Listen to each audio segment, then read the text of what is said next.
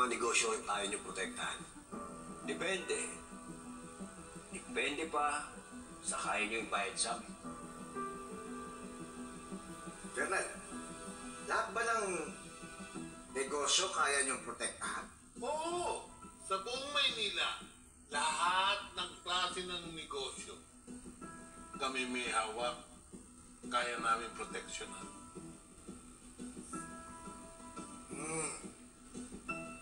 E di, kahit sa illegal na droga.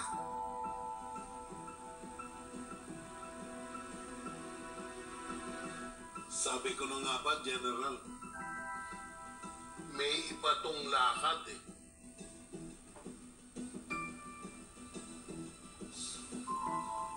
Hindi nila basta-basta mahahawakan ang ganong negosyo nang dahil lang sa Star of Phoenix. Meron pa po kami mga ibang negosyo. Meron pa kami mga car dealership. At laboratorio ng droga.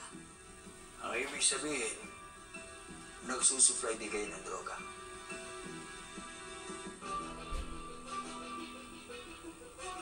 Pwede ko bang makita yung droga binibenta nyo?